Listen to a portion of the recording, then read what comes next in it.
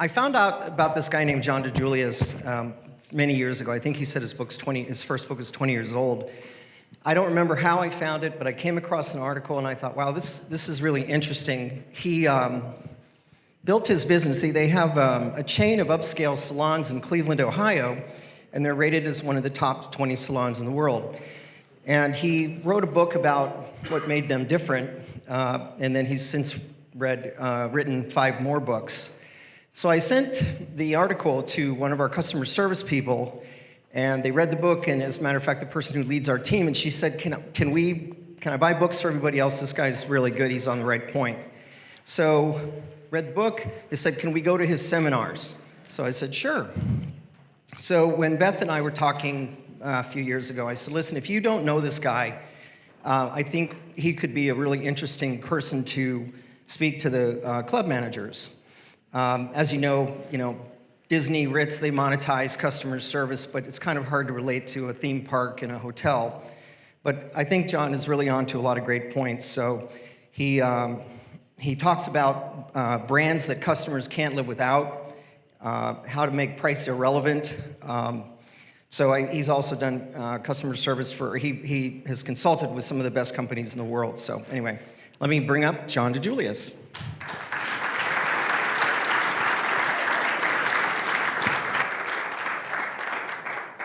It was February 1998, and I was in Orlando, Florida, building my first business, as Billy talked about, salons and spas, and trying to differentiate us to be world-class. Not a world-class hair salon, but a world-class experience, unlike anything else you could have that day. Because I think one of the biggest mistakes we make as leaders is we compare ourselves to the rest of our industry.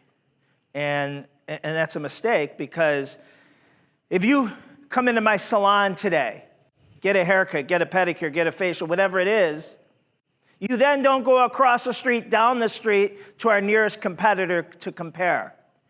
You probably don't need a salon for a few more weeks to a few more months. But where do you go?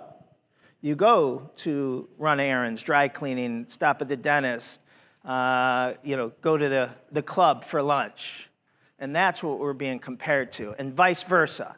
So we didn't want to be the best experience in the salon industry. We wanted to be the best experience of your day. That was our goal back in 1992. So I studied at the Disney University, Disney Institute, Disney University, and it was a wonderful learning experience. However, I learned more the day after the class concluded about, creating a world-class customer experience organization than I did the week in class. So while I was in class, my wife Stacy and we had 2 boys at the time.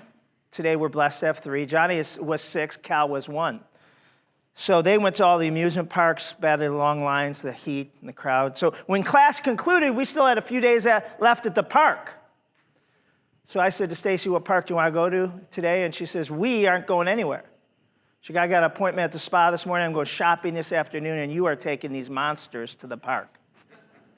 So she leaves. I asked Johnny what park he wants to go to. He said, Daddy, if it's all right with you, I just want to stay here at the hotel and swim. If you ever been to Port Orleans, it has this dragon slide where you climb up the tail and slide out of the dragon's mouth, and that's all he wanted to do 15 times an hour, so I lucked out. So Johnny gets himself ready. I get Cal, the 1-year-old, ready and pack him up and put his hooded sweatshirt on and special swimsuit diaper doesn't explode in the water, and put him in the stroller. We go down the elevator, out through the lobby. Johnny sees the pool, jumps in. I take Cal out of the stroller, take his hooded sweatshirt off, dip his big toe in the water. He starts crying. But pretty soon I get him acclimated, splashing and having a good time. So when Johnny swims over to us, he says, Daddy, my favorite color is yellow. That's our code word that he has to go pee. I don't want to be in a nice restaurant, country club, wherever, and my kids say, Dad, I go pee. So we have code words. You probably know what it means if he says my favorite color is brown, right? I'm like, Johnny, couldn't you have done this 10 minutes ago? I just got Cal acclimated to the water. Now I got to take him out, dry him off, and go look for a public restroom. So instead, I told Johnny to do something very, very bad. I said, just go in the water. He says, you kidding? I say, no, we all do it. Right, Nadine? Help me out, Damien. So Johnny swims away. I keep on playing with Cal. A few moments later, I hear people screaming and laughing. I turn and look. Johnny climbs out of the pool, goes to the edge of the pool, pulls down his swim trunks, and he... Unfortunately for all of you, that's a very true story. Let's hope for the next couple hours I'm a better consultant than I am parent. I swim over to him and go, what are you doing? He said, well, you... But if you think about it, that's what's wrong with customer service today in all our businesses, right? Johnny did exactly what I told him to do. Rest assured, today, he and all three of my boys know the proper way to pee in a pool. But what's world class to one isn't world class to all. I don't know about you here, but you wouldn't have wanted my world class experience that I was capable of delivering at 19, 21, or 25.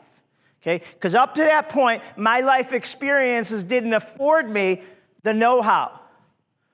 And so what most leaders get wrong about customer experience is that we think it's innate, it's common sense. How good any business in here, any business in the world, customer experiences comes down to one thing and one thing only. The average service aptitude from the CEO, president, general manager, to the dishwasher, newest hire. All right? That's not the paradigm shift. The paradigm shift is where that service aptitude comes from. Yours, your existing employees, and your future generation of employees. Comes from three places. Previous life experiences. So think about that. How many of us, how many of our employees, how many of our future generation employees grew up staying at five-star resorts? Maybe going to country clubs, flying first class, driving a Mercedes-Benz when they were 16, getting a $150 haircut. Hardly any of them. Yet, the first 10 jobs I got, the first 10 jobs they get, we're expected to give that type of experience to those types of clients, guests, members, tenants, patients, whatever we may call our customer. It's not fair. The second place service aptitude gets shaped is previous work experiences. And unless you have a direct pipeline to former Chick-fil-A, Ritz-Carlton, employees with Disney, which none of us do, that means your existing and future generation employees have worked somewhere else, and they were probably trained to be paranoid, suspicious. And then they're treating your member like that. And it's no fault of their own. And we can't control, as leaders, we can't control previous life experiences and previous work experiences. The only thing we control is what we do with them when we get them. And that's what we're going to talk about today, okay? Biggest question I get is, are we in a recession? Did it start? Is it inevitable? And I'm here to tell you, since the end of the pandemic, we've been in a recession, a customer service recession. And everyone in here is a customer service expert. Besides being a leader, you are a consumer. And you have felt this. According to customer satisfaction, American Customer Satisfaction Index that measures all industry, it's been plummeting like the Titanic since the start of the pandemic. Right? It's at I'm going to give you a link to get every slide here, okay? Because this presentation is as much for you as it's you to bring back to your team. But you can see it's at a over 2-decade low. Why? Right? Because of the Great Resignation, quiet quitting, supply chain issues, staff shortages, burnout, all those things. Inflation. So what do people get? They are paying more and they're getting less. You are, I am, our members are. Has anybody heard of shrinkflation? What's that? Who likes Doritos? Raise your hand. You do. You're getting 6 less chips in your bag. Doesn't that piss you off? So that's what it is. It's a disguise of a price increase. It's kind of a shady disguise. Give you less. You know, the Gatorade used to be, 32 ounces, now it's 28, but you're still paying the same. It can happen in restaurants with smaller meals. It happens in the salon and spa industry where you book an hour massage, but you only get a 50-minute massage or an 80-minute instead of a 90-minute facial. Here's the good news. The top 10% of companies that do focus on customer experience in every industry crush their industry and the stock market. So what is BX strong? Okay, brand experience strong. The companies that will dominate the next decade will be the ones that are obsessed with the evolving experience they provide to both their employees and customers, and I'm missing one, vendors, right? Vendors. All right, here's the slide you want to take a picture of. In the upper left-hand corner is the code. You can leave now, go to the pool, and get every slide. All the videos, most of the videos I show will, you can get them from there, so you could show them to your team. And I'll show it at the end, too. Okay. So, BX Strong, how? 2 ways. Prioritize your employee culture and make your customer experience your strongest competitive advantage. So we're going to start with the employee culture. Right now I am writing my 6th book called The Employee Experience Revolution. And so we've all been dealing with this for the past 2 years. What's happened? The pandemic created a professional awakening. The 2 biggest mistakes nearly every one of us, and I'm included, have done in the past 2 years, see if you could be guilty of this, is 1, filling positions with just anyone, right? We lose people and we grab the first person we can find, which is really bad, which is really dangerous. And just as bad is keeping and ignoring poor performers, right? Because we need 10 more employees, and I can't get rid of him right now. It's not a good time. The brands that will survive the great resignation will be the ones that remain relentless with their hiring standards. And I know, listen, I live on a golf course. I'm frustrated with my country club. I get frustrated. I'm less frustrated. They have a lack of staff. I'm more frustrated with the people they just throw out there, right? That they didn't train, and I know won't be here next week. I'd rather not be able to get in than to deal with what they're. I mean, it's not even close to what it was when I signed up. Amy, it says you were trained in technology. That's very good. Are you addicted to Excel? No. Oh, No. publisher. Not really. Exactly in what area of technology are you proficient? Snapchat, Pinterest, Instagram, Vine, Twitter, the big ones. All right, a year ago, who would have hired her? Come on. She showed up for the interview. All right, I own 4 companies, okay? 4 companies. And like anyone, I want 10 times growth, right? I mean, I'm obsessed with growing. And I preface this because this next quote is so hard to it's easy to say, but so hard to do. Okay, but it's the most important quote you'll hear today. It is better to lose the sales than the reputation. Hate it, but I'd rather churn you down because I don't have enough, we're too full. Maybe we can work with you in the fall. Maybe we can work with you in January, which stinks, than just give you anyone and you'll be doing brand terrorism about me because it's not what you expected, it's not what you paid for, all those things. How many people have heard this quote? You are the average of the 5 people you spend the most time with. Everyone? How many people like it? How many people agree with it? How many people have said it to their children? I've said it ad nauseum to my 3 boys, and then every time I speak at a new employee orientation, and I got these young kids in the room.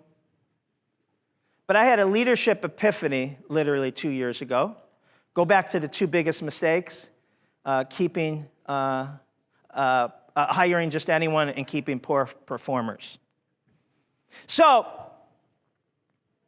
if my son is hanging out with undesirables, right, and his grades are slipping, and he's not, doing extra for his sport that he's in, he's staying out late, whatever, maybe he's getting in trouble, who should I hold accountable for his 5?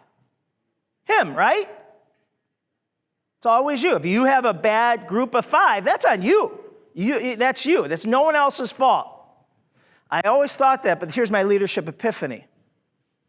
Our employees don't get to choose their 5. We do. So if you're hiring just anyone and keeping toxic people, you're going to have rock stars, A players, that one of 2 things are going to happen. 1, A players hate working with B and C minus players, and they usually leave. And actually, that's the best thing for them. The worst thing is they gravitate to the average 5 that we have them working with. And what do we do as leaders? We say, what happened? Is it Nadine? Is that it? Is that your name? What happened to Nadine? She used to be great, now she sucks. And we blame Nadine. No, that's on me. I literally lost sleep thinking about I control their 5. So, all right, finish this sentence. Employees don't quit companies, they quit. Leaders? Yeah, no, I changed it. They quit people, right? They don't only quit leaders, but if I got to work next to Jeremy and hear him be a victim and hear, all those things, I'm going to jump off the roof, right? So it isn't just leaders. People quit people. Stop trying to find great employees and become the brand employees seek out. And we got to turn the great resignation into the great retention. If you spend most of your time coaching up, you're not hiring well. So I want to visit. Everything needs to be an experience. And our recruitment needs to be an experience. Our onboarding needs to be an experience. And listen, we are not for everyone, nor do we want to be. I call our culture the 30-foot high fence with barbed wire. I don't want to let just anyone in. Hold on.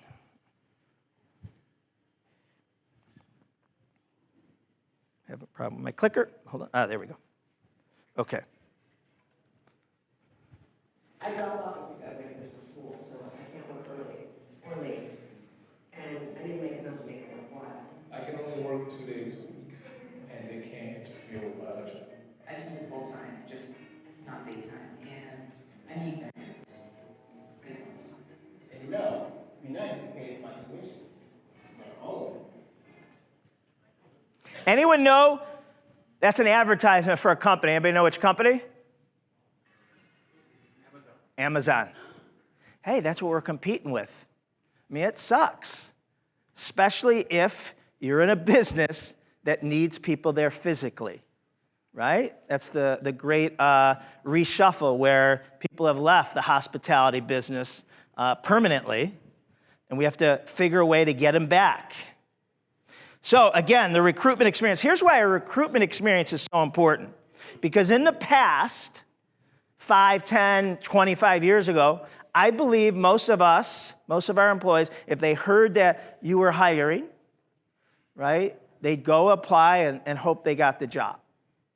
Today, that's not the case. They know it's an employee market, and they're going to go interview at 5 different companies, maybe 5 different industries. And so we have to create a recruitment experience so when they do leave us and go to the next potential employer, it pales in comparison. But part of that experience is not coming across desperate, right? Say, oh, you have to finish the application. Can you start tomorrow? No, because they respect that. So, studying great companies, make it overwhelmingly obvious what your brand, your club stands for. And go to 20 competitors' websites. Go to 20 companies in any industry. The careers page, they all sound the exact same. You know, most don't look any different. Oh, we got this, we're a great place to work, we deliver great customer service. So on a website, the best turn you on or turn you off at every stage. So I don't know if you've ever heard of Atlassian. It's a technology company. So this is their video, and I've cut it up, and it's a very short, but and you won't get a link to this because it's not mine. The videos you'll get a link to are mine, but if you just look up Atlassian core values, you'll want to watch it. Now, you probably don't want to replicate it, but you'll see, if you're a potential employee looking for a job, right away you'll know if this is for you or not, okay?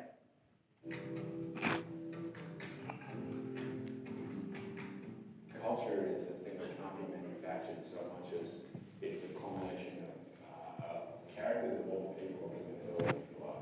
And our values in some ways is an attempt at making sure that we're hiring the types of people with the right attributes we want, whilst at the same time understanding that those people's skills will change, their job roles will change and all that sort of thing, but fundamental, base attributes of how those people treat the world, treat other people, treat their customers won't change over the lifetime of the company. Open company, no bullshit. The funny thing about Atlassian is that everybody is really passionate about what they're doing. Everybody has an opinion, everybody wants what's better for the user. It's not just about doing the work that you do, it's also about hanging out with the people here. It's like being part of a big family. From the customer. So initially, I think when people come from more traditional corporate style environments, they're just kind of like a little shocked initially. Don't the customer, when I think that, it forces me to step out of my engineering mindset, thinking about the intimate details of the problem, and to think if I was a person in front of a computer using this, how would it affect me? All right, so who wants to work there? Some people would love that, but you definitely know if it's for you or if it's not. And I'm not saying that's what you think, but you want that. You want to not waste the time of interviewing 10, 20 people who definitely are not a right fit. So everything should be clear in black and white. Multiple interviews, even if you are desperate. Multiple interviews, because again, the other places are hiring me on the spot, which makes me a little nervous. Okay, make it hard to get an interview. Multiple team members involved. And so even non-management. So the more I interact, and allow the team members to have a stake in the hiring process, and I'll show you a great example. Does anyone do a shadow day? So a shadow day is after the first interview, which I'll go over the first interview, then you got to come in, so let's talk about the hair salon. You got to come in on Thursday night or Saturday afternoon. Why? Yeah. We're busiest, right? That's our 50th date. You get to see what I'm really. First date, I'm going to open the door for you. I'm paying. 50th date, I'm like, sorry, I forgot my wallet. Can you get it this time, right? So that's the worst we can look. If we ask you to come in on Monday, the place is quiet. There's like 6 customers in there, and you're like, oh, I love this. That's not what it's really like. Thursday night at 7 p.m., we're running 20 minutes late. We ran out of hot water an hour ago, and, shit has hit the fan. Now, we never tell a potential team member how long to stay. Stay as long as you want. But it tells us how interested they are. Sometimes they'll stay 5-10 minutes. Say, can I go? And we never tell, we'll just say, hey, Bruce, Joanna's coming in. We'll give him a little background on Joanna, but Bruce is just a team member, and she's going to be shadowing you and answer any questions she may have. And so what's cool about it is, after, Bruce will say, I really like her. Why? Because I was in the back, and I was folding foil, cleaning up, doing this, and she started helping me. And he said, no, you have to do it. And she couldn't sit there and watch someone work. Versus she sat there, says, can I go? Yeah, you can go. And she might say, how many days off do we get? Right? Do we get dental? And Bruce says, yeah. If you don't retain your customers, you get teeth knocked out, right? That's our dental plan. No, just kidding. But there's another thing that happens, right? That's the second interview, and we usually go on 4. There's another thing that happens is now she met Bruce. Now she met a couple other people. And when she starts, she knows some cool people, right? And she's not coming in and feeling overwhelmed. You're hiring non-negotiables, which is really like, the core values. But it's not just saying, hey, we believe in ethics here. Do you believe in ethics? Well, who's going to say no? You got to give a black and white, eyebrow-raising story of what we mean by ethics that you might not mean. You might think is over the top. What we mean by customer experience. And you'll never get in trouble for something you do. You get in trouble for something you don't do. And again, when we tell these stories, people are like, dude, you're a little bit over the top. Yeah, we probably are. But that's okay. I don't want to work here. That's totally okay. Career path. Tell them about the rags to riches story. How Brian, the GM, the managing partner, started off as a caddy, started off in food and beverage, started off serving tables, and look at him today. Now, you want another great story to go viral? So I believe a lot of us do that, right? The rags to riches story in our company. But here's one you got to be able to tell, and hopefully you have multiple. But let this go viral. I need a name. Patricia. When she was working here, just out of college, we were asking our employees, hey, what's your 5-year goal? And Patricia was honest. She wants to be in another industry doing something completely different. And for a lot of us, right, this is a temporary transitional job, right? Until they get through college or, whatever. Not everyone's going to retire here. But who has more connections in a club? And I introduced Patricia to a member who is the president of, and now Patricia's working for them.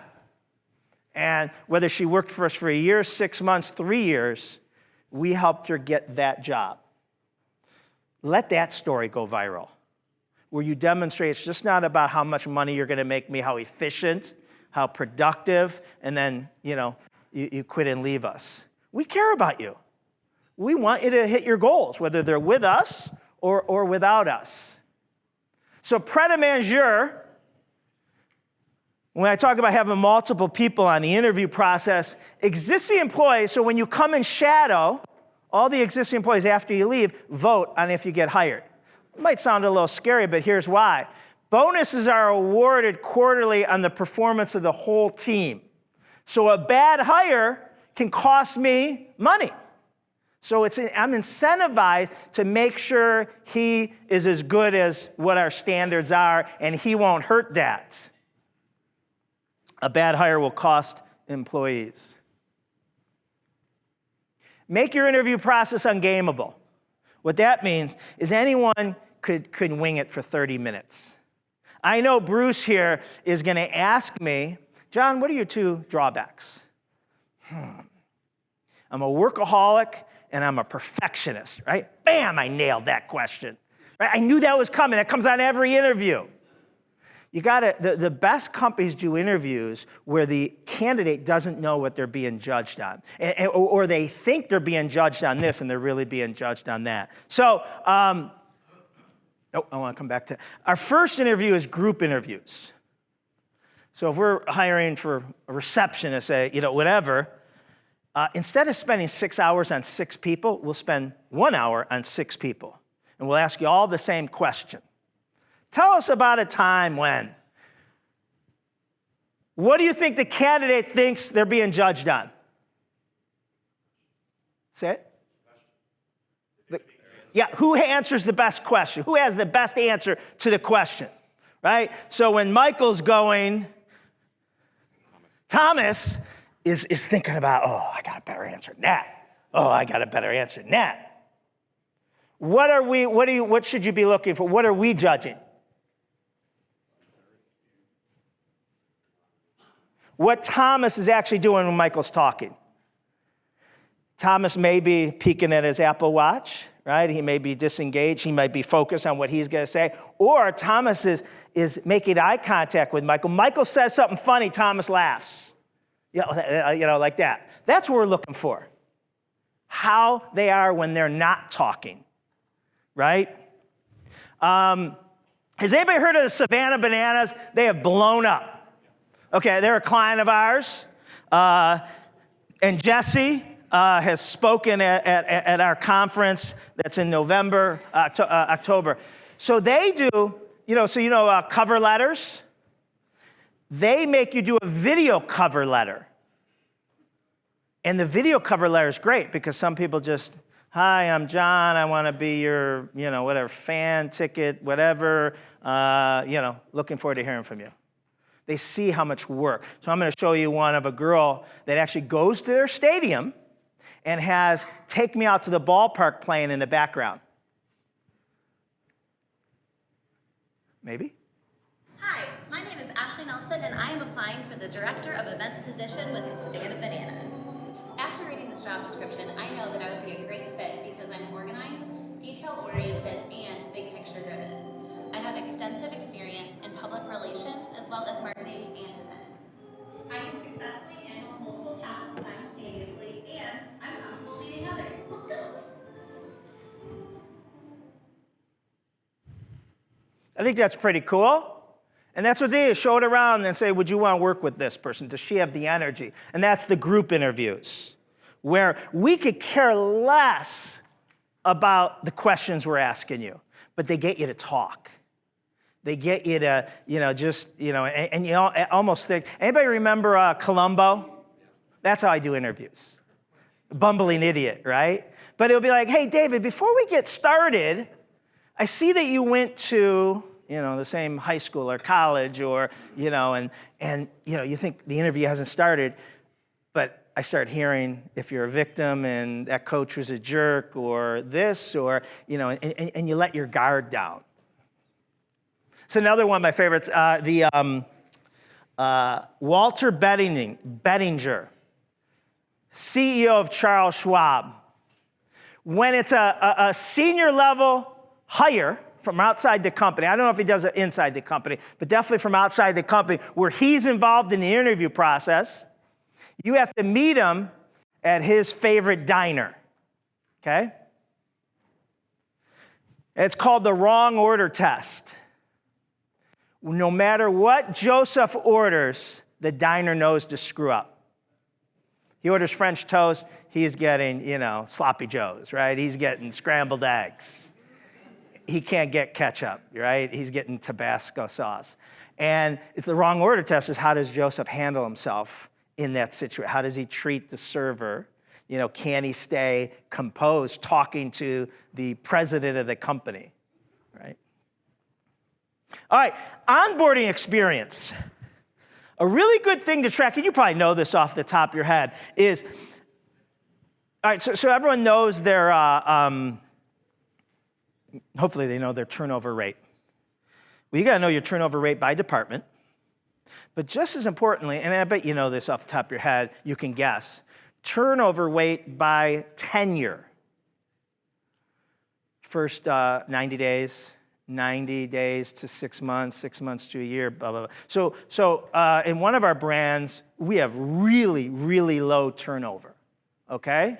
But 90% of the turnover we do have happens within the first 90 days, which just sucks, which is horrible. Now, that could be applied to maybe we weren't hiring the right people. We're just, and then they get in there and like, we don't like this place, so we weren't being honest enough about who we are and that.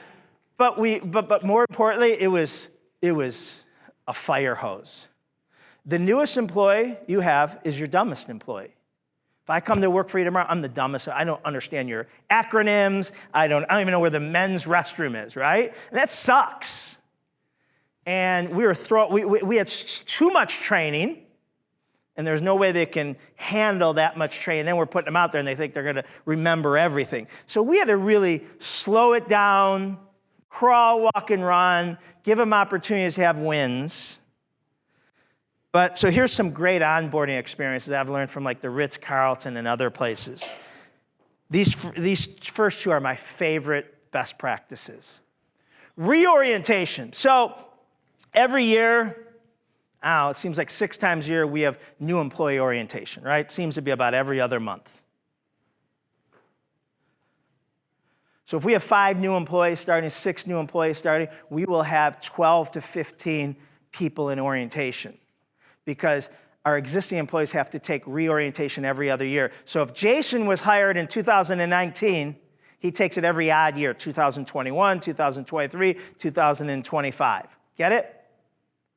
There's so many benefits, exactly what I read or learned. We've been doing it for the past 15 years. It is so great. So now you have, 50% of the room new and 50% of seasoned employees, some with 20 years experience, some with 2.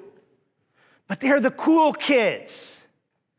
So me being a rookie, that awkward freshman looking for a place to sit in the cafeteria, right? Remember that? Well, now I just went through orientation with them. And they, they're like, the existing employees take over the class.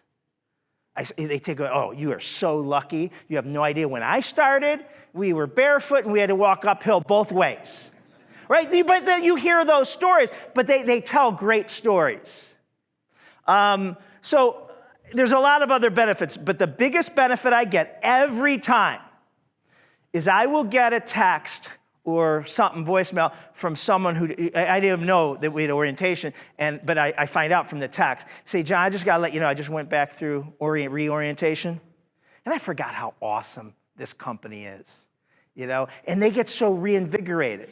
Because another point is, your orientation better be better than it was 2 years ago. It's also evolved, but it helps them be re-engaged with where we came from, what it took to get here, and where we're going. So way better than for new employees, but new employees are good, but what it does for existing employees and the connection they make. My second favorite thing is a scavenger hunt. So most new employee orientations, a significant part of it is how not to get fired, right? Policy and procedures handbook. If you chew gum 3 times, if you're late 3 times, it's all about how to get fired. How inspiring is that? Hey, honey, how was work today? Oh, well, I found out that if I chew gum 3 times, if I am late 3 times, if I, whatever. I mean, those are important, but that's not getting your employees off to a positive start. So, again, I learned this from companies, and it works great in your business model. When we get to the boring section of, policies and procedures, we turn that into a scavenger hunt. So we give our employees a list of 25 things they have to find out. And then they split up into teams, and they go all around the property. If you have multiple locations, they can go to multiple locations, and it's a contest of who can get the 25 answers first, and you have to get pictures of them too. So, one question is, find out why we can't chew gum, right? Silly, what do you mean, why can't we chew gum? It's unprofessional. No, you gotta find out the story behind it. Right? So they walk into a location, a department, whatever it is, and here's what happens. Existing employees recognize 3 people, and they know, right, that they must be new employees. What do you think existing employees do? They go help them. Why? Because I know the answers, and I like to be smart. So I go up and say, what do you got? Oh, that's him over there, right? Go over there. Who set the all-time record for sales in one day? Oh, that's him. So you go over there and you take a picture, and now you got one of the answers, but I'm also engaging with you, I'm helping you. All right, you come up to me and say, why aren't we allowed to chew gum here? Oh, 27 years ago at the salon, Nancy was shampooing, that was higher than I thought, was shampooing her client. And Nancy was chewing gum. Her gum dropped out of her mouth into the client's mouth. And Nancy asked for it back because there was still flavor in it. But do you see the,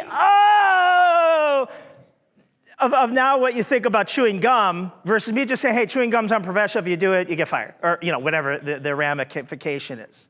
But this is so cool because it's a game, it's gamified. They have to get a picture of John, me.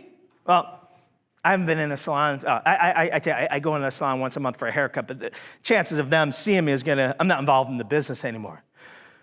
They get creative. There's a picture of me on the wall. They stand next to the picture. They take a picture. But they just learn the history of the company, the do's and don'ts, but they're meeting a ton of existing employees who then become their coworkers, and they've greased some relationships. It's another good one. I just got this from Chick-fil-A. So when anybody gets a new job, you, me, anyone, everyone in the world, friends, family, Thanksgiving, hey, you got a new job. What are you doing? We have to help them articulate that to sound proud of their job and to do a little marketing for our business, right? Oh, I'm, serving tables at a club, right? No. And make it. So I am, and you guys can do it better than I can in your world, for one of the top clubs in Florida, in the country, one of the most respected, whatever that is. But they are a mouthpiece for the next 6 months because everyone in their world is asking them what they're doing and help them be able to articulate that they're proud. This helped us having 15, 30, 60, and 90-day touch bases with them. Because again, this is a hard part of their career. And I would imagine in yours, I'm not just talking about temporary employees, but employees that you may keep, all year round. We can't lose these, if they're good employees. So we want to catch them and pick them up and have little wins and celebrate them. All right, now we're going to get to the customer experience side. What is a customer service revolution? It is a radical overthrow of conventional business mentality designed to transform what employees and members experience. This shift produces a culture that permeates into people's personal lives at home and in a community, which increases sales, morale, brand loyalty, and my favorite, makes price irrelevant. That's what we do. We help companies make price irrelevant. That doesn't mean you can double your club dues, fees, whatever it is, and not lose existing or potential members. This is what making price irrelevant means. Based on the experience, your brand. Whoa, that is not, what the hell happened?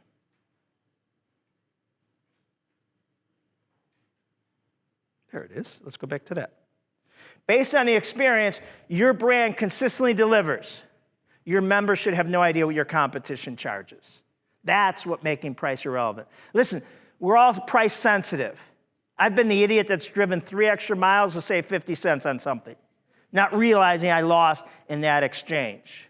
But each of us, personally and professionally, have a couple of businesses we do business with that I am so loyal to because of the peace of mind, the relationship they built, the expertise, the brilliant comeback they've made when they've dropped the ball, that I can't tell you how they compare to their competition, right? And so that's where we want to live. We want people bragging about being a member of your club, and they're out with their other entrepreneurs, and they say, well, how much does the club charge? And then they would say, honestly, I don't even know. I can go home and check. I don't know, but my club charges. And they're like, don't care, right? Because of what I get out of it. What kind of customers do you want? I say I want a Tesla driving, Lululemon wearing, Peloton riding, Starbucks drinking, Mac using customer, right? We'd all like that type of customer. What's it take to get them? These type of customers care less about price and more about finding an emotional affirmation, a compelling experience that makes them feel better about themselves, which creates an emotional connection to the brand.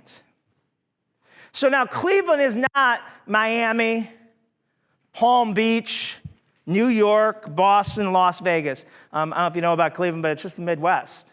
The average haircut for a woman in Cleveland is $32. So for some of you, it'd be cheaper to fly to Cleveland and get a haircut. John Robert Spar, our least expensive haircut for a level 1 designer who's gone through a year of training is $50. And then our level 7, 8, 9, 10 are $100 to $175. Right? That's in Cleveland. And those people in 100 usually have a 3-week to 3-month waiting list. It ain't the haircut. Years ago, 20 years ago, a salon 4 doors down from us put this sign in their window, and my staff freaked. Like, oh my God, they're gonna run us out of business. We gotta start running promotions, discounts. I said, no, we don't play those games. Let's focus on our experience. Let's focus on what we promised. Let's be brilliant at the basics. Let's raise our game. And then we put this sign in our window.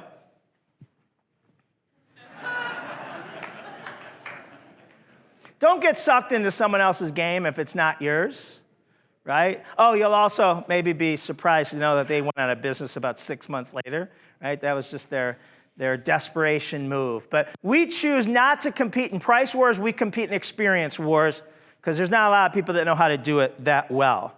Now, I do believe in price match guarantee. So if you're following along, I should sound like a hypocrite. Here's what I mean by that. Here's what I want everyone on your team to think, right? Your sales director is planning weddings and golf outings and all those things. And your membership director who's selling, your membership. Here's what I want everyone on my team to be able to say and think. We are the ultimate experts and experienced providers at what we do. And there's no one better. And we will not be oversold. In fact, if you can find it higher somewhere else, we will raise our prices and match it. Right? We will raise our prices and match it. That's a paradigm shift. Now, I don't literally want them to say that, but I want them to think that, and this is why. Every one of your people who are in sales get this all the time, whether someone's trying to plan a wedding, an event, or just join your club. They ask how much is your prices, dues, whatever that is. And then they get quoted, and the next thing it says, whoa, down the street, across the street, it's 10% cheaper. And it's what we say next is the key. And you have to articulate this. You can't have employee roulette where he says it this way, he says it this way, and she says it this way, and none of them are good. Help them. Because usually people shrink. Usually people shrink, and you tell me you can get it cheaper. I say, oh, you know what I'll do? I'll throw in the first 3 months free, and I'll throw in. No! I want somebody to ask me about price in any of my businesses. Because when I answer, you are going to walk away saying, holy cow, I can't afford to go cheaper, right? You're going to realize that we're a bargain at the price point we are because of all you get in the peace of mind and the quality and all that stuff. So you need, an exercise is to go back to those people who sell for you and play that game and see how well they answer it. And I guarantee you will cringe and say, that's not how we should answer it. It's not their fault, but you got to be able to articulate that so they realize why you are a premium. Because we've all found this out the hard way in so many different scenarios. The cheaper we go, the more it costs us, right? You only get one wedding. Well, yeah, I'm sorry. I'm so sorry. All right, the next wedding, we'll do it better, okay? My favorite here is discounting is a tax you pay. for being average. You can significantly improve your customer experience with the employees you have. You don't need to fire them all, but they need to be trained better, and I'm going to show you how to do that. All right, so how many people in here feel that your club delivers an excellent experience? Raise your hand. Keep them up for a second. Okay, good. Most of you? I hope so. If you're a club, you should be. Should be the best experience your members are getting. Bain asked 300 leaders from 300 different organizations, different industry, the same question. Anybody want to take a guess at what the percentage of these leaders felt their companies delivered superior or excellent experience? Little less. 80. Pretty good group. Kind of matches the hands that got raised here. And the 20% that didn't raise their hand weren't paying attention to the question. Pretty good group, so they thought. What they didn't know is at the same time they were surveying 3,000 of their customers. Anybody want to take a guess at what the percentage of their customers that agreed with them? Lower. Lower. 8. 80% of them were convinced they deliver an excellent experience, yet 8% of their customers agreed with them. Who's right? All right, so I do not subscribe to the customer's always right, okay? But in this case, what you have to teach your team is that you are in the member perception business, right? You are in the member perception business. And your retention of members, your referrals by members doesn't lie. And I will tell you, I hate my club. It sucks. The experience sucks. If I literally, didn't have to, walk to it, I probably would switch. Like, I literally have thought about just giving it up. And I'll get into why I don't like it. And I didn't dislike it 5, 10 years. They've never been great at customer experience, but they've gotten worse for the things we've talked about today. And I'll get into some. Well, I went to dinner there last week, and I just feel like this is unacceptable in a club. And I know they have brand new employees, and these brand new employees started that day. I'm okay with that. But this happens all the time. They come up and they take my order and they say, "May I have your name?" I don't think that should happen. I mean, unless it's a July 4th, where you got everyone, a big party. But all it takes is for her to go find someone and say, "Who's sitting at table 82? The whole point of being a member is I want to feel like a VIP, right? You have a limited number of customers. You don't serve the entire public. I do not think that should be ever allowed, is to ask a member their name or their number, their account number. Just go find someone hey, at 82, that's the DiJulius's. You may sound like, I'm really, that's my expectations. There's a lot of other things that I'll get to. But I'll go on with that. In any business, my business to you, your business to me, you hire a new employee, which is natural, part of it, okay? I should not have a less experience because she started today, this week, last week. Unless you're going to charge me less. You don't want to charge me less. You don't want to give me 50% off dinner or, whatever activity I'm doing. So here's what I mean. Here's how we do it. At the salons, you'll walk in and you'll see a bunch of people getting their hair cut. You'll see 8 people in a black John Roberts haircutting cape. You'll see 1 or 2 in a white John Roberts haircutting cape. What's that mean to you? We have black and white capes. What's it mean to our team members? Anyone in white has never been here before. Anyone in black is a return guest. So besides the service provider, who better know that, not because of the way, but if I'm walking by, and I don't mean me, the owner, I mean me, the nail technician, me, the general manager, whoever I am, and I say, "Hey, hi, I'm John. Welcome for your first experience at John Roberts. I hope you're having a great experience." Black kid, "Hey, great to see you again. Welcome back." Right? You don't have to have worked here 3 years, 3 months, or 3 hours to know how to greet a black or white cape. There's a dry cleaner in Miami called Sudsies. I've written about them in my book. They're world class. They do the same thing. They train their customer service reps to sit behind the counter and take your bag, dry cleaning bag.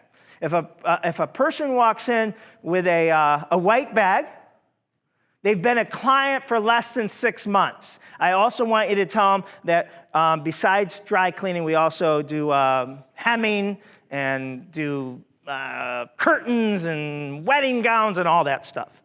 If you see someone come with a black bag, they've been a customer of ours for more than 6 months, don't read them our menu. Just treat them as such, welcome them back. If you see someone pull up with a gold bag in their back seat, they spent over $15,000 here at the dry cleaner. I want you to run out and carry that bag. Actually, I want you to carry them inside, right? So there's a bunch of silent cues and visual triggers that you can do that a new employee can do too. I called my club one time and said, do you have availability for 2 tonight for dinner? It was Friday, so I wasn't sure. They said, yeah. I said, 6 o'clock. Great. See you at 6. I said, wait. You don't want my name? They go, DiJulius. So they have caller ID. I didn't know they had it, but they ruined the experience. Why not say, how can I help the DiJulius party? I'd be like, oh my God, like I am a VIP there, man. They know me. But they knew who I was, but they didn't greet me as such. It's all those little things. I call America Express, 25 years ago, and they do it every time. Before they hang up, they say, is there anything else I can do for today, Mr. DiJulius? I say, no, thanks for asking. And they say, we just want to thank you for being a platinum member since 1994. Like, oh my God, they must talk about me every day. It's right there. We brought that back and put it in our salon software. We have 500,000 people that have, but our top 2,000 or 4,000 are silver, gold, platinum. And we better say to you, Mr. Sweet. You got it. Is that really your last name? It is. All right. Mr. Sweet, we want to thank you for being a platinum member, and I did give you your 10% off your products or, whatever. He better hear that every time. And again, that doesn't take someone that has to be here 5 years and have known him. We do conferences now, and if they did it, but the white cape, we do it on your lanyards. So there's 4 or 5 types at our conference, a different color if you've never been here, a color if you've been. So again, we could sit there and say, oh, welcome to your first customer service. Are you enjoying it? Did you need to know where the breakouts are? Welcome back. It's great to see you again. And we have VIP lanyards. And we have one other, maybe sponsor lanyards, right? So that's ways. But all right, back to why we overrate our experience as business people. Sometimes, the 88%. And I guarantee you, especially if I don't know if you traveled to get here, because most of you all of you are probably from Florida, but the last crappy experience you had, I guarantee the person that was rude, that had an attitude, that whatever, I guarantee if I went up to her and asked her if she gave you a great experience, she would say yes. If we put her on a lie detector, she'd pass. She's convinced she gave you what you wanted, but you aren't. And again, it more depends on what the client thinks than them.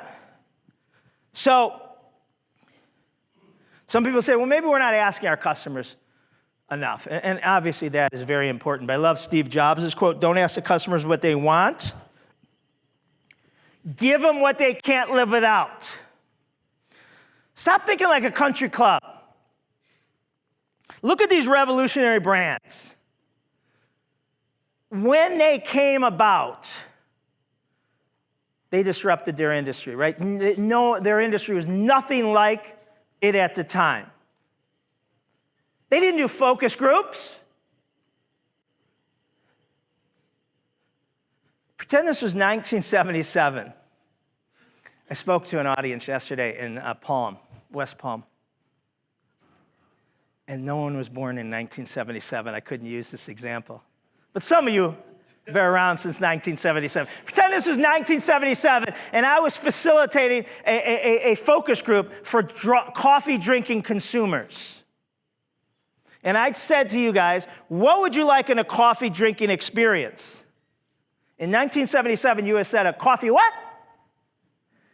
There's 2 ways, without cream, without sugar for 25 cents. I doubt, what's that again, Damien? Damien would have raised his hand and said yes. I doubt Damien said, hey, John, I'd like to spend 10 times as much. Love that answer, Damien. Let me write that down. I doubt someone else would have said, I'd like to order it over 170,000 different ways and get it. And that's a true number. And I doubt a third person would have raised their hand and said, I'd like to hang out here for 15 minutes or an hour and 15 minutes, clean up my email, finish a chapter, or have an interview. You wouldn't have gotten those answers. You wouldn't have gotten the Starbucks experience. Has anyone been to their newest concept, Reserve Roastery? Yes. Where at? Yeah, I was going to say Chicago, Seattle, New York, and then mostly overseas. Willy Wonka. It's like a winery. You can get a flight of coffee. Their average cup of coffee on their menu is $15. If you're so bold, see what I did there? If you're so bold, they have a $55 cup of coffee on their menu. You drink that, you're going to be talking like me. Okay, for those of us who weren't around in 1977, where are you? Oh, all right, good, we got some.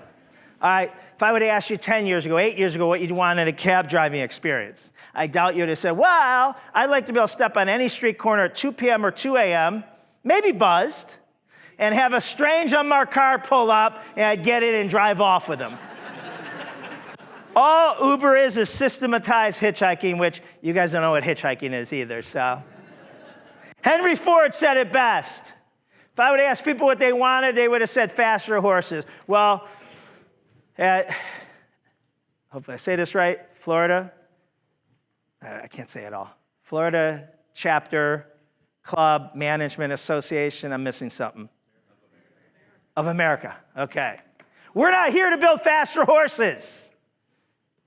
So the number one answer to this, why there's a disconnect between what customers think they get and what business employees think they're delivering, is in almost every business, the customer-facing employee is not the customer. Right? Think about that. Think about that. My hair salon, our average employee is a female in their mid-20s. Our average guest is probably similar to yours. Ours is predominantly over 90% women, 40 to 55 professional female. Okay, what's a 25-year-old know what it's like to be a 45-year-old man or woman with the pressures of raising kids, aging parents, work life, all that. 24 hours enough time a day, 36 hours enough time a day. So think about all your customer member-facing positions. They probably didn't go to country clubs. They probably couldn't go to a country club if they didn't work for you, right? They wouldn't step foot in a country club. Doesn't mean we change who we hire, but we have to teach them what is going on. Because the other thing about, the disadvantage about working in a country club or a high-end spa is the employees can get a little chip on their shoulder, right? Oh, here's Princess coming in to play tennis and get a massage. And they, and they haven't done that. They don't do that. But we have to teach them that they got a lot of shit going on too. So we have more compassion and empathy. So the first thing we do with all our consulting clients that you could do on your own is we create a day in the life of a customer, day in the life of a member. Chick-fil-A has this, Starbucks has this, country clubs have this. I'm going to show you the day in the life of a John Roberts Spa guest, right? Very similar to yours. But here's what I'm fighting, or the salon managers are fighting. Same thing you are. is we have some people can afford us and come in 2-3 times a week, don't even know what they spend. It goes to the American Express. And then we have other people that come in once or twice a year. But they have to save. They have to ask their spouse to get them a gift card for their anniversary or their birthday so they can have this one thing that they can't normally have. And they block off their calendar, and it's today's day they got a babysitter. And you know what happens in our world? Our hairdressers are saying, hey, is my 4:30 here yet? My 10th haircut of the day, my 3rd last one until I can be off for the weekend. We're viewing them as a 4:30. What's that doing to their mini trip to Paris? We work with healthcare systems. You know what they call their client? Their customer? 201B. Room number in bed. Hey, 201B needs more. No, that's my mother. And I'm not dissing on anyone, but we all get transactionalized. I got a keynote in Del Rey. I got a workshop in West, and we can't do that. Because there's a lot of people that this is critical to the job we do. So we show every team member when they get hired and throughout at meetings this video and say, this is who you're coming in contact with today.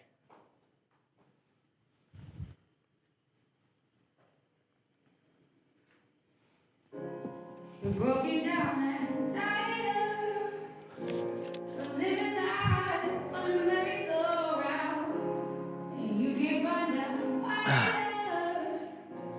I see it in you, so we can walk it out.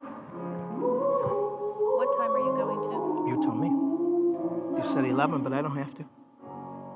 10:30? What time? No, let's go to 11 Okay. because you have so much more to share. And then what I'm going to do is I'm going to move the vendor show to 11. Oh, shit. I thought I could stop at 10:30. I thought you said, you must have given me, you should have given me an extra half an hour. Yeah. I thought it went from 90 to 2. I could easily stop at 10:30. Can you? Yeah. Yeah, 15. No, I don't want to. No. Let me think.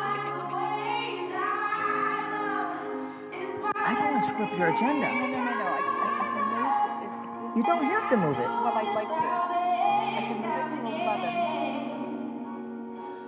We'll take our break at 11 to 11:30, and then they'll come from 11:30 to 12:30. It's perfect. Wait. When are you doing this? Vendor. We're going to do it at 11 when you break. You said you were going to take your break at 11. Yeah. Where's that's your when break? you stop. No, but you're not going to have a break. I can end at 10:30. I can end at 10:45. I can do whenever you want. Let's do it at 11. You sure? Yeah. And then I'm just going to move this down by half an hour. You don't have to. I have to. Yeah, it's good. Okay.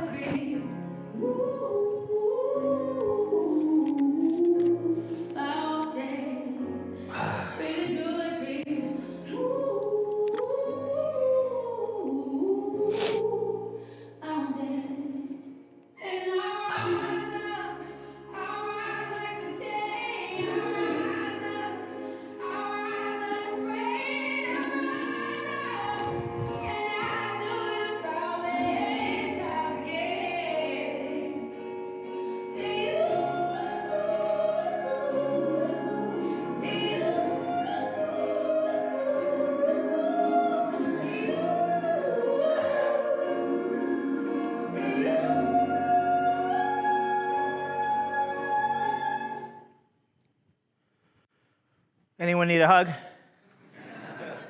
Tissue? How many people saw their members' scenarios in there? How many people saw their team members' scenarios in there? Or your own? Right? So if you haven't, create a day in the life. It's not hard. I'm sure a lot of those stories match. I'm sure you have your own stories to put in there. But it really helps new and existing employees realize that I need to be present with Michael today. He may not have anything tragically going on, but if nothing else, he's dealing with chaos, right? That's our biggest competition is chaos, right? You guys had chaos getting here this morning. You're gonna have chaos wherever you're going after you, just running around. But we also don't want to miss high five moments, right? Michael might be, his daughter might be getting married. She might have got accepted into, the college of her dream. So we got to be present.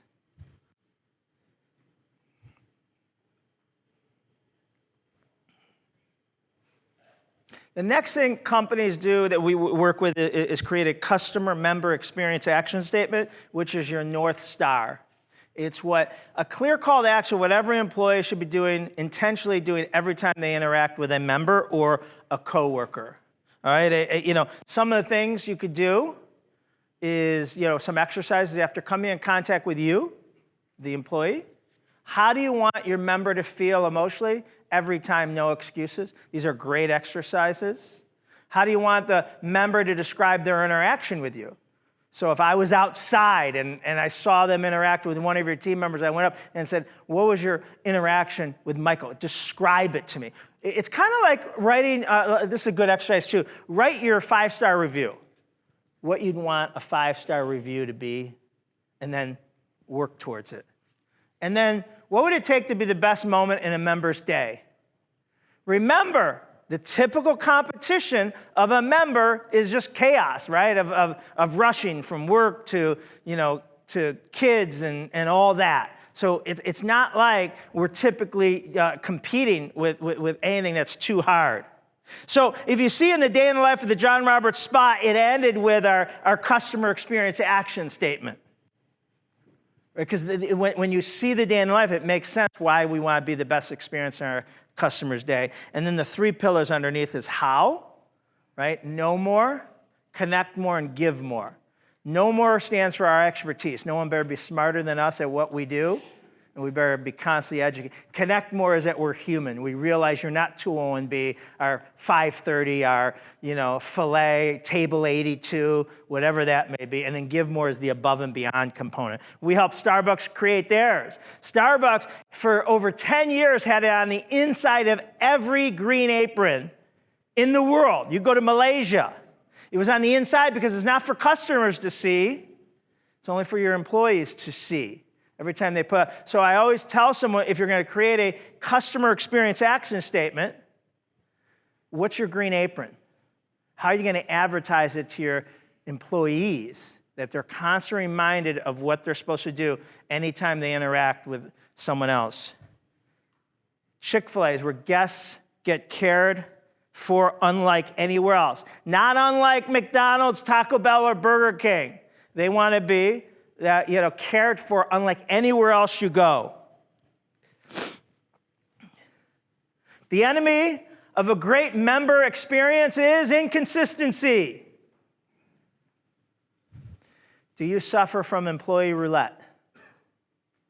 Employee roulette is when the level of my experience is dependent on which employee I come in contact with, right? We all have that to a certain degree.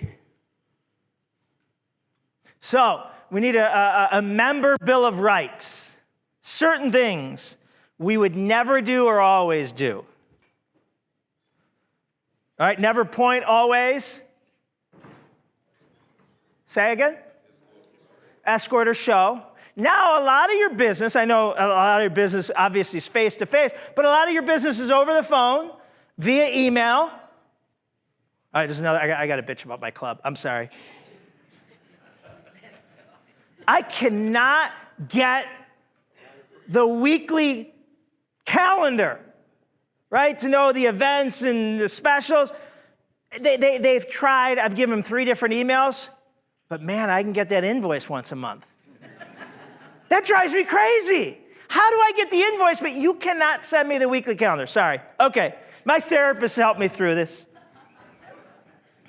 Okay, so over the phone, digitally, you can point by saying you can get that off our website.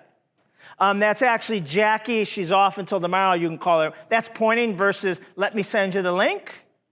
Let me have Jackie call you back first thing in the morning. No, they tried to hire us to consult with them, but I guess our fees were too much. Never say no, always say. Yeah, there's a lot of things. I mean, I'd love to say yes, but there's a lot of things we can't say yes to. So just focus on what you can do. Just don't use the word no. No is a negative trigger. No is Latin for I'm lazy and I'm not going to work too hard for this. So another great exercise you could do is we play the no game. So find out the most common things your members may ask of you that you can't say yes, and then just work on how not to say no while still not saying yes, right? That's important. Big one, no problem. No problem's a big problem for two reasons. One, it's two negative words. Two, no problem. If David here asked me for more Celsius, Good stuff. and I say no problem, that's implying that it's not inconvenient for me. Well, it's not about my convenience when we're serving others. It's about his. So we want to say certainly, absolutely, my pleasure. You're welcome. Now Ritz-Carlton and Chick-fil-A will tell you they made a mistake 30 years ago by only giving their employees one option. My pleasure, and started sounding like it. There's more than, a half a dozen. Certainly, my pleasure, I'd be happy to. Absolutely, right? And 80% of the time, it's just you're welcome, but not no problem.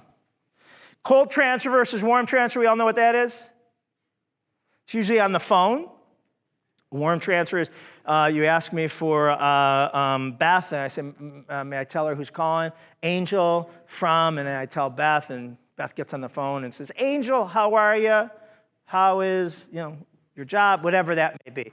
But that also happens inside the business. If I'm going from one department to another, that should be a warm transfer. My other biggest pet peeve up there is the oversharing.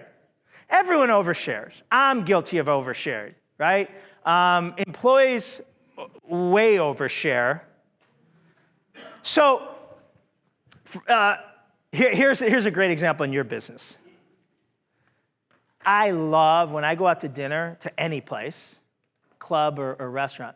I'm sure I'm not unusual, but I love sitting at the bar, right?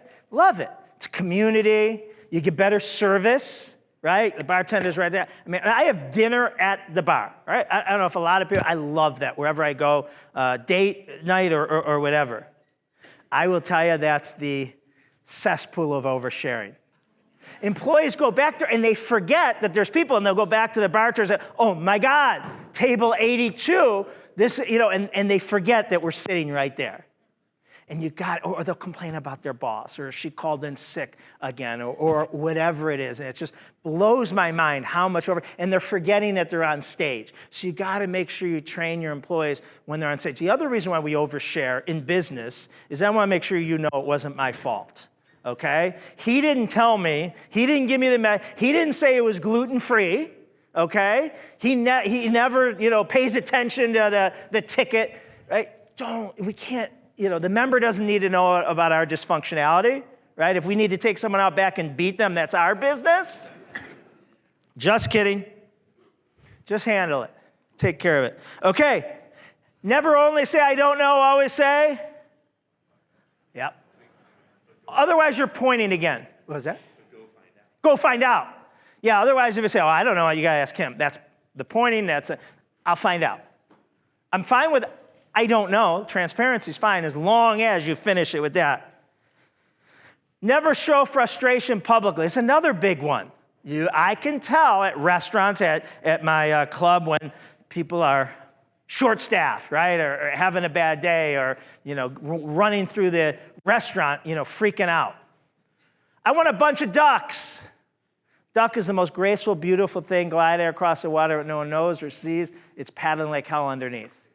Right? Got to train your employees. The next member doesn't pay for the last members. If the last member was a pain in the ass, or someone called in sick, and you're handling the load.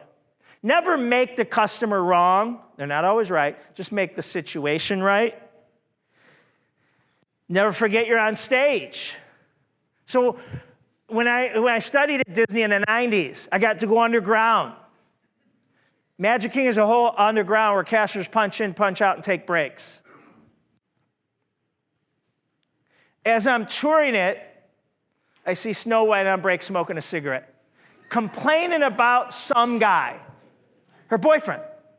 She's like, that idiot called me last night. I'm like, oh my God, this is Snow White. A few moments later, she goes back inside. She freshens herself up. She punches back in. She goes up these stairs, through these bushes. She reappears on Magic Kingdom ground, and 15 little 5, 6, and 7-year-olds come charging at her. And she turns back in this beautiful angelic princess, posing for pictures, signing their pads. Downstairs on break in the parking lot, she was Susie Smith, that was 22, that had a jerk for a boyfriend or a dwarf or whatever he was. My 6-year-old was there to see Snow White. That's exactly what she gave him. Why? Because Disney does such an incredible job of teaching their cast members, their shuttle bus drivers, their housekeeping, the part that they play in that customer experience action statement. So you gotta make sure your employees understand the member experience. And they can't pick and choose when they give it, right?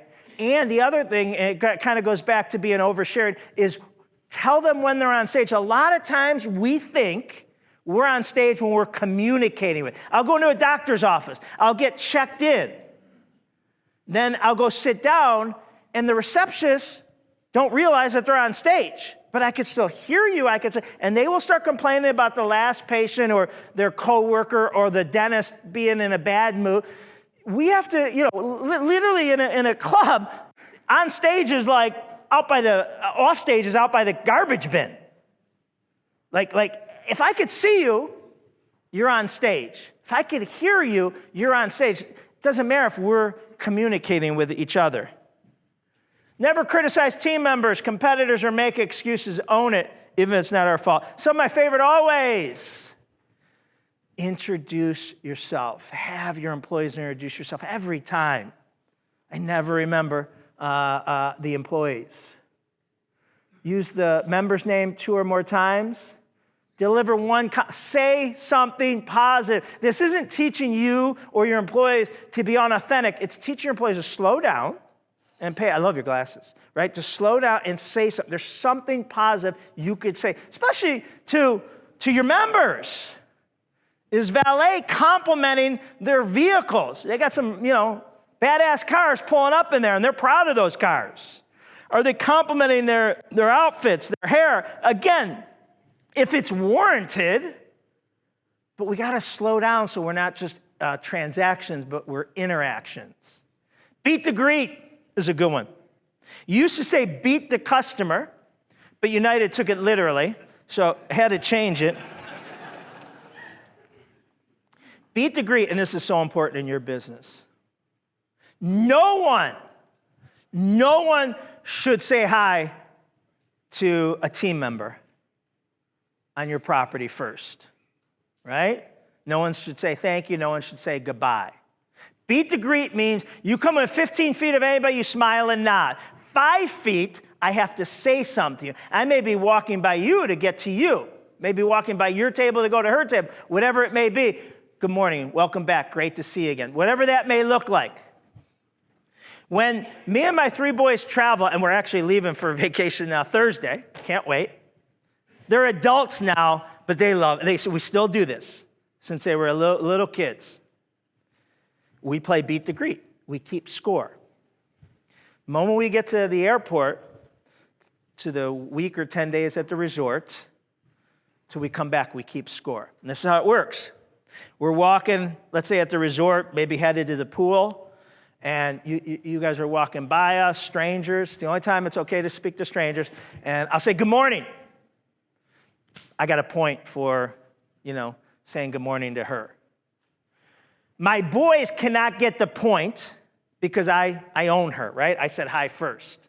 So I'll see someone out by hey, blue shirt by the fence. Hi, mine. Okay, I'll own him. But here's the trick. The rest of us who didn't say hi first still have to say hi first to that person before they say hi to us, because if anyone says hi to us first, we lose 20. Okay? I've literally stepped off an elevator, turned a corner, and someone says good morning. I'm like, shit! And they have no idea why I'm mad that he just said hi to me. Beat the greet. I should get 3 hellos, 3 goodbyes, 3 thank yous. I should be looking around saying, where did that come from? Where did that come from? I don't care what department, what team, everyone should be greeting me. Smile is part of the uniform. We send people home for being out of uniform. I'll go up to someone and say, you don't seem happy. He says, I am. You are? Yeah. Tell your face. Your face has no idea. Tell your voice. Put mirrors by monitors. A smile can be heard. And to me, I believe a smile can be read in an email. And the last one, there's not an interaction. This can't happen. Over the phone, face-to-face, in an email. Is there anything else I can do for you today, Mr. Smith? Making Mr. Smith feel like he's our only member. Even though I got 6 blinking lights and, I'm late for, or 2 tables or whatever the interaction is, just by saying it, he doesn't feel like we're hurting him through. You got to remove personal interpretations. If you tell 100 people to deliver genuine hospitality, you will get 100 personal interpretations. World-class companies remove personal interpretations. Genuine hospitality is the 5 E's. The 5 E's you do every time to everyone you come in contact with, they take less than 5 seconds. The first 3 take 1 second. Eye contact, enthusiastic greet, ear-to-ear smile. Eye contact, enthusiastic greet, ear-to-ear smile. What's it say? I forget. Jason? Okay. Jason! Just did it. Eye contact, enthusiastic greet, ear-to-ear smile. Engage them. It's about Jason, not me. And educate. Meaning every time someone talks to your team member, they should walk away, leave that, hang up, whatever, saying, man, there's no one smarter at their job than her, than him. I love this. Talking earlier about new employees. Put in training on their thing. I don't know if you've, when someone's in training, I'm so kind. And I'm like, I think it's that button right there, right? Because we've all been there. But if it doesn't say in training, I'm just convinced I got the dumbest employee of all time. And I'm like, oh my God, what a bumbling idiot. He doesn't know what the special is. He doesn't know what's gluten-free. But if it says in training, right, I am the most empathetic. Oh my God, it's so okay. It's cool, whatever. If you can find out, great. If not, I'll have an allergic reaction. I'll go to the hospital, but it won't be. It's okay, right? Eye contact, enthusiastic greet, ear-to-ear smile. Engage and educate. So you come up with a short list. I give you way too many. A short list of nevers and always. You visit them every day, every morning on the huddles, and not just one of them, and say, hey, if we should never overshare. What should we do? Right? We should never show frustration. We'd never forget we're on stage. And then what you do in the huddle is say, can someone give me an example of how they could forget they're on stage? And that's where the great examples come from. Or it might be, an employee might say, well, I was out Saturday night and I had that happen to me. Oh, that's a good one. Could we be guilty of that? Anyone like jewelry? Do you good? You're going to love this. Introducing a revolutionary breakthrough in customer service training, the Zapper. No more grueling hours training and reinforcing. Now, even your newest employee will perform expected standards, even when the boss isn't around. Simply create your non-negotiable standards list, program it into the discrete device, and snap around the employee's wrist. The Zapper is now set to send a correction alert when your standards are not followed. Think it's impossible to get employees to stop working? The Zapper makes it easy. Of course, it's actually part of our Yes, I'm going to show you the correct slide. The Zapper saves you time, money, and embarrassment. Is the thought of your best customer going unnoticed keeping you up at night? With Zapper, you can rest easy. Hello?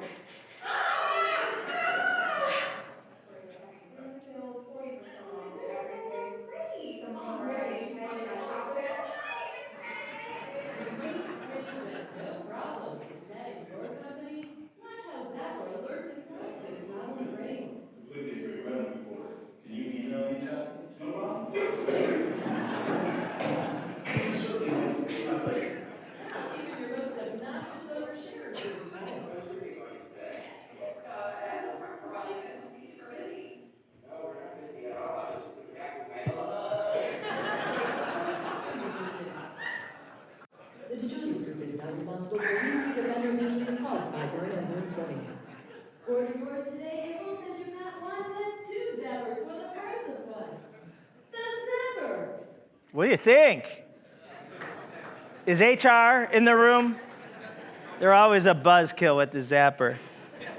Listen, that video, the Day in the Life of a John Roberts video, those are all things that you'll get a link to in that slide deck, and you can share it with your staff. So this is our customer experience manual, right? A little Credo card that shows our customer experience action statement and the pillars. And this Credo card, you can get 30 days out of it just visiting one thing with your team members, right? Just to keep top of mind awareness. All right, 2 more things I want to share with you. My most recent book's called The Relationship Economy, and I did a TED Talk, and there's a link to this called Meet as Strangers and Leave as Friends. It's 9 minutes and 31 seconds. Show it to your team. If you have kids 8 or older, show it to them, because this is as much as important personally as it is professionally. And we all know that, listen, the Surgeon General just came out and said loneliness is a national epidemic, right? And it's really tough. And thank God for businesses like yours that we can't do virtually yet.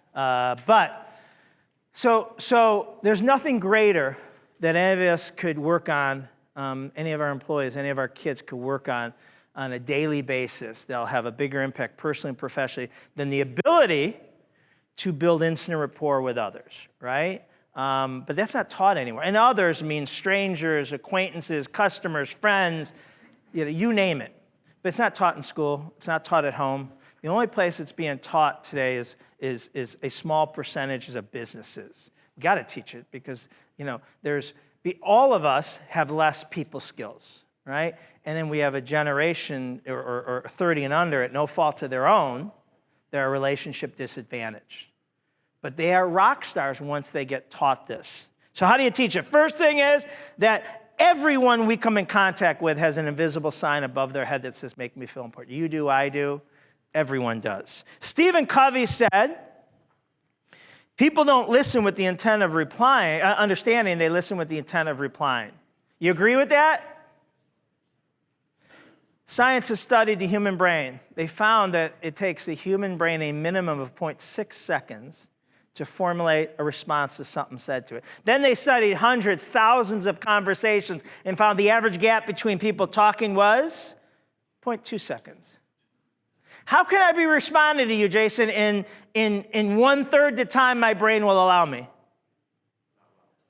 Not well? How am I doing it, though? How am I responding in 1/3 the time my brain will allow me?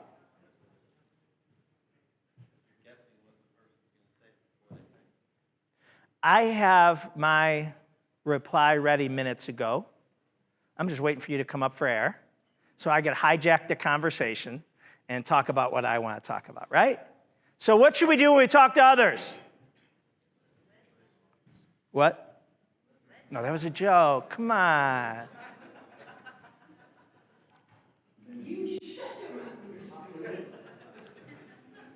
Or listen. The greatest gift we can give anyone, and it's hard today, it is truly hard. If you don't think it is, you're a culprit worse than anyone, is the gift of our attention, right? Whether a member comes up to us, a team member comes up to us. When I get home from the airport, and I've had a long day, a stressful day, delays, and I pull into my garage, and I know I'm not ready to give this to my family, I'll sit in my car, in my garage for another 5-10 minutes with the engine off before I go in there, right? I mean, this is hard. We have so many distractions, so many noises, so many external things. We got to give this to our employees and our customers. So how many people in here feel that you're already pretty good at building an instant rapport with someone you've never met, someone you haven't seen in a couple of years?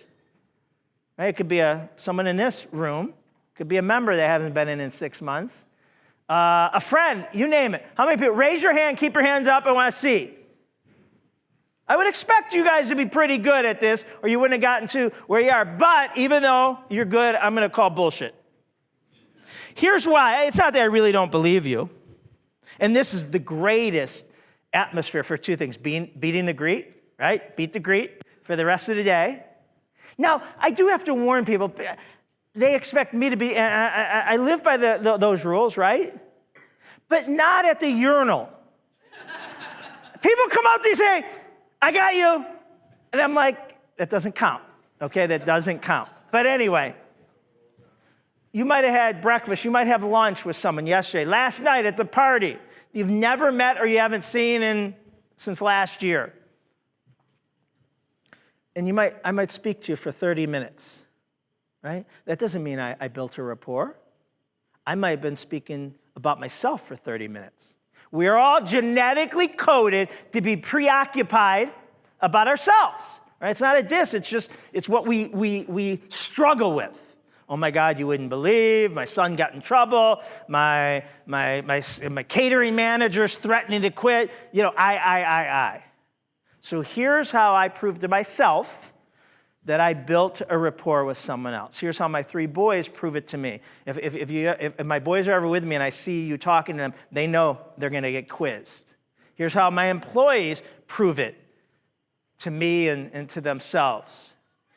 A 3-minute conversation or a 30-minute conversation, you have to learn 2 or more things of the other person's forward.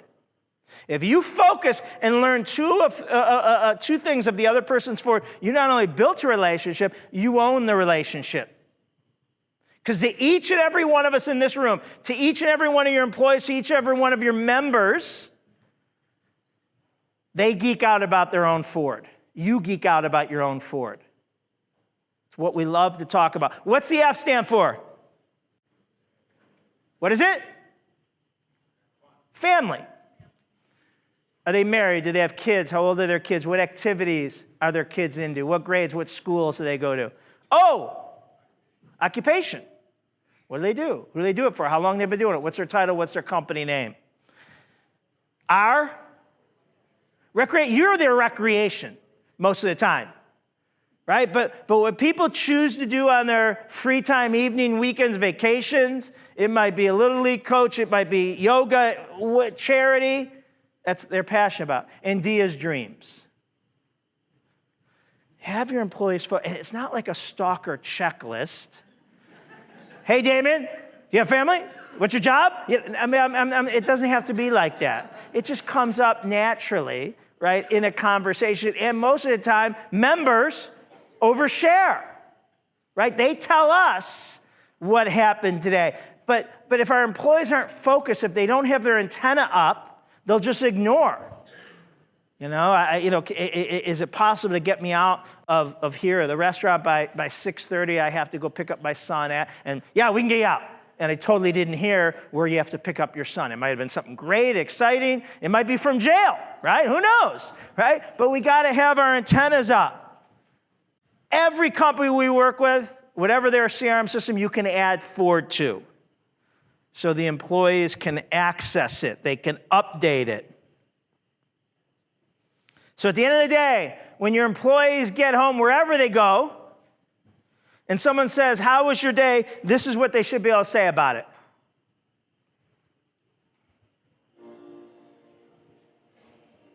David Smith. Nancy Andrews. Yep. What are you up to these days? Well, I'm married. I've got 2 great kids. Want to see their pictures? How about you? Married, no kids yet, work for Southern Community Bank, bunch of great customers. Want to see their pictures? Sure. This is Alice, she owns a shoe store. This is Kevin, he's saving to buy a house. Love that. All right. Last thing I want to share with you, and then let you get out of here. Okay. Live an extraordinary life so countless others do. I believe that's all of our responsibility. The more extraordinary our lives will be, the more our family, team members, kids, guests, everyone will. All right, 3 things I want to share with you to do that. First one is you must have incredible perseverance. So let's see how good you are at trivia. He got fired from his first job by his newspaper editor for a lack of ideas and went bankrupt several times. Nice. Walt Disney. This is an easy one. Got cut from his high school basketball team. How's that coach feel today? Adopted at birth, dropped out of college after 6 months, started a company in his garage, became a $1 billion organization, got fired from that company, returned to that company, and built the most valuable company in the world.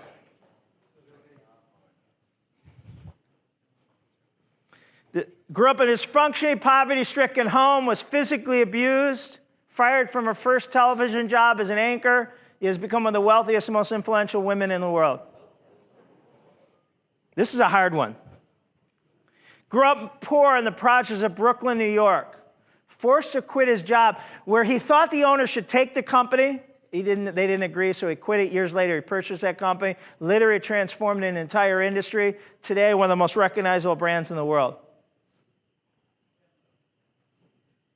A lot of you have it in front of you. Howard Schultz, Starbucks. All right, last one. Age 6, father left mother and 6 kids, had to go on welfare. Labeled in grade school, ADD and LD. Requested to repeat every grade from 1st through 12th.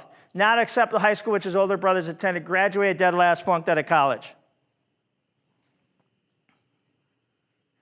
Any guesses? You get a free book if you get it right. Who? Me?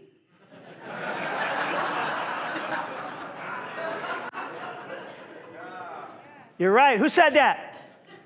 All right, let me know. I'll get you a book. That's me. Who you been listening to for the past 2 hours? If you come to Cleveland, these are my hanging up, my average grade school transcripts. First grade F, second grade. I peaked in 4th and 5th grade with a D+ average. And this is what's written about me on every report card. It says, John was placed in 7th grade at parental insistence. Strongly urge that John repeat the 6th grade. To that, with the people saying it cannot be done, stop, interrupt, yes, are doing it. The reason why I share my past with you is because it won't be too difficult to find people smarter, better genetics, inherent wealth, higher degrees. But you won't find too many that have the passion for what they do that I do. And I'm just living proof that passion overcompensates a lot of deficiencies. Number 2, I love these 2 words. Give more, right? Give more. This is kind of like against hustle. Hustle got canceled. Millennials canceled the word hustle. So this might, they may have difficulty with it, but I've never met anyone that has exceeded their expectations or anyone else's that didn't find ways to give more. We live in a very cynical society today.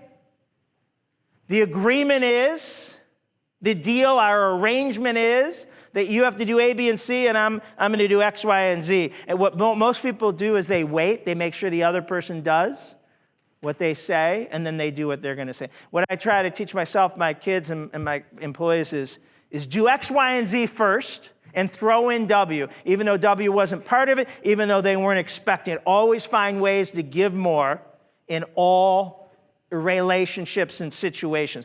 Don't wait. Don't keep score, and don't have a good memory. Don't remember 3 years ago when someone didn't. Don't let that ruin it. I promise you, giving more is one of the most selfish things you can do because of the way it comes back to you.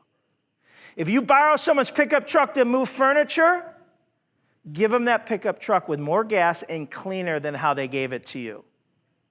All right, here's the last thing. People ask, you saw my background, and they ask how I kind of got through this, and this is it. But I forgot about it. I got this every day growing up, this gift. But I forgot about it until about 22 years ago, a situation with my oldest son happened that reminded me of it, and now I've tried to incorporate it in my daily activity. So when my oldest son, Johnny, was 6, he went out for wrestling in Cleveland, and he says, Dad, I'm going to wrestle for Ohio State someday. I'm like, sure you will. And so he's halfway decent. When he's 6, he wins probably a little bit more than he loses. Then he turns 7, he starts winning more. Turns 8, 9, he starts winning consistently. So we start traveling in Ohio. We're in Cleveland. We start going to Toledo, Columbus, Cincinnati, Dayton. By the time he's 10, I can't find anyone in Ohio that can beat him at his age or weight. So I'm feeling really good. So someone says, if you think your kid's good, take him to Tulsa, Oklahoma Nationals, the best youth wrestling tournament there is. So to satisfy Dad's ego, we got a plane, we fly across the country, and we find 3,000 kids. His first match, he has a kid by the name of Ryan Brooks from Colorado. Ryan Brooks has his pullover on, and it says 3-time Colorado state champ, 2-time Tulsa national champ. I'm like, Jesus. And I just think he hasn't met Johnny yet, that's all. Right before they go out there, Mr. Brooks says to me, he goes, your kid any good? I say, yeah, my kid's pretty good. He says, how about your kid? He says, my kid is the best wrestler in the entire state of Colorado. I think to myself, what kind of idiot says that? Right? They're 10. So I respond with, oh yeah? Well, my kid's the best wrestler in the entire state of Ohio. I'm not going to be out-jerked here, right? So they go out there, and they wrestle, and the referee has to stop the match 5 different times. Why? Because Johnny's crying so bad. Up to this point, my son may lose once a year, 1-0, 2-1. This day, November 2002, Ryan Brooks beats Johnny 15-0. My therapist helps me say that. 15-0. After the match, Johnny's bawling in my arms. True story, Mr. Brooks walks by and goes, I guess they don't make them that tough in Ohio. Oh, he shouldn't have said that. I said, you know what? Then I think to myself, my son just got his ass kicked. I don't need to. So I let it go. He's much bigger than I am.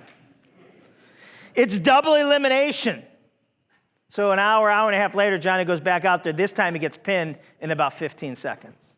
So I feel like the worst parent that ever lived. We're flying back to Ohio, flying back to Cleveland. I do what any good parent would do in this situation. I know you parents have already beaten me to what you do. I start lying to my kid. I said, Johnny, I knew you were going to lose. Because you did? I said, yes, because in life, and I start making this stuff up, right? So I do for a living. And halfway through what I think is the best motivational speech of my life, Johnny interrupts me, he goes, Dad, do I ever have to come back to Tulsa? I said, no, you can't. He says, what do you mean? I said, it'd be way too hard. He says, what do you mean? I said, well, Johnny, you have to go back to Cleveland, back to Ohio for the next 12 months, beat everyone worse you've ever beaten him. He says, well, I could do that. I said, well, that's not it. Got to go to practice every night. They have it, whether it's 85 degrees out or you're not feeling well, give them the whole showing up speech. I say, if your coach says do 50 push-ups, you got to do 60. If your coach says do 100 takedowns, you got to do 110. We got to be willing to do what others aren't, or we'll never close gaps. I go, finally, I'm going to give you a workout, push-ups, pull-ups, sit-ups. I'm not going to babysit this. But I guarantee if you do all the things I just outlined, I'll bring you back to Tulsa next November, and it will be a different story. He feels better. I feel better. I figure I never got to worry about this again. My son takes everything I say literally. He's doing 500 push-ups a day, 500 pull-ups a day. He beats everyone worse he's ever beaten him. I'm traveling. I call up in the morning to speak to my wife. My son answered, hello. I said, why aren't you in school? He goes, oh, Dad, I've been throwing up all night. I said, okay, feel better. I'll call you up tonight and say goodnight. Call him up that night. My wife answers. I said, where's Johnny? She goes, he's at wrestling. I go, why? She goes, listen, we're going to talk when you get home. Yes. Next November he comes. He says, Dad, we going? I'm like, going where? To Tulsa. I'm like, you want to? He goes, yeah. And I got sick to my stomach. He did everything I said. I didn't think he would. And now I got to take him. And I'm pretty sure he's going to have similar results, which is going to crush him. But worse to me, is crush his faith in what I tell him. But we go. And to my shock, he wins the first match. I'm sorry, I'm hugging strangers, right? People are like, dude, get off me, right? But I'm not a liar. Different result. That's all I said. We got a different result. We can go home now. Second match, he wins. I'm like, oh, that's frosty on the cake. He wins a third, fourth, fifth, and sixth match, which puts him in the Tulsa finals. Guess who he gets? Ryan Brooks. See the last 10 seconds here. There's no audio. That's Johnny on the left. He ends up pinning Ryan. You can see Dad jump up and down like an idiot right there. And this is Mr. Brooks. I wish I could tell you what I said to him, but I can't from up here. All right, here it is. After he wins, right, I'm calling everyone I know. I'm calling people I haven't spoke to in 35 years. Who is this? I'm like, DiJulius, I sat next to him. It doesn't matter, my kid's a national champ. So I said to my son, I said, how in the world did you do this? He says, what do you mean? I said, what do I mean? He was a 4-time this, 3-time that. He beat you 15-0 last year. You're the Tulsa national champ. And he says, he looks right at me, he says, because you told me I could. At that point, I was no longer proud. I realized a year earlier I gave the best and the worst motivational speech of my life. The best because it worked, the worst because I didn't believe one word of it. I invited my kid to greatness on insincere terms. The older we get, the more cynical we become. If any of you a year earlier would have said, your son's going to be a national champ, I would have said, oh yeah, and what sport? Because I know it can't be wrestling. But an 11-year-old says, well, my dad says all I got to do is this, this, this, and this, and my dad wouldn't lie to me, and he trusted it, he did it, and it paid off. And that really, really bothered me. And it reminded me of what I got growing up, right? I had teachers call, I had principals call, my first few employers would call, and no one thought my mom was tough enough on me. Maybe the police stopped by, I don't remember, but she'd always stick up for me and say to me the 4 most powerful words you could say. Everyone in here has heard, okay? I believe in you. You're going to make it. I believe in you. Think about that. Think of who gave you that. And hopefully you're still getting it. But when that happened, I started realizing, man, how many people do I give that to? Versus saying, why aren't you hitting your numbers? What's with this C on your report card, ignoring the A's? Right? All that. How many, think of who believed in you, that you accomplished, not because you thought you could, but you didn't have the heart to let them down. The power is believing in people when it's not easy. You got to remember, I'm the dad that told his kid to pee in the pool, right? I'm the dad that flew his kid across the country to get his brains kicked in. I was ADD and LD and requested to repeat every grade. My salon, first 4 weeks we were open. Back in 1992, we almost went out of business, like hours away from closing the door. We didn't know what we were doing. My first book got turned down by over 200 publishers before a publisher took a chance. Flip side, run a pretty successful salon operations, have written some best-selling books, but more importantly than all that, I'm the father of a national champ. Number 2 is what we affectionately known as Crying Ryan. No, that's not world class. So after he won it, I said, what are you going to do now? He says, I'm going to win it again next year. And I know you will. I believe in you. I did, he did. He won it a few more times. He goes off to high school, Ohio, very tough high school, wins 3 high school state championships, gets a full ride to the Ohio State Buckeyes, where in 2015 he was in ESPN for winning a national championship. Sometimes you have to believe in the belief others have in you until your belief kicks in. People are still believing in you, right? Your bosses, if you're here. Your employees are believing in you and choosing to work for you instead of 100 other options.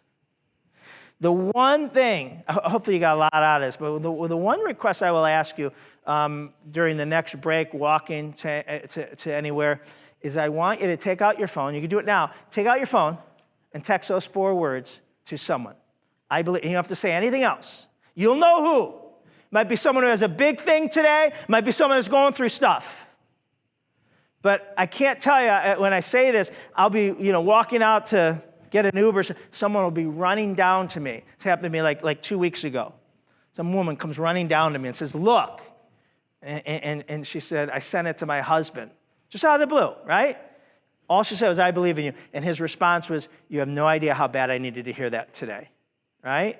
So you know who, but send someone and try to do it on a more regular basis. I want to thank Billy for finding me and turning me on to Beth, and Beth for believing in me, allowing me to come in and share my passion with you. Thank you.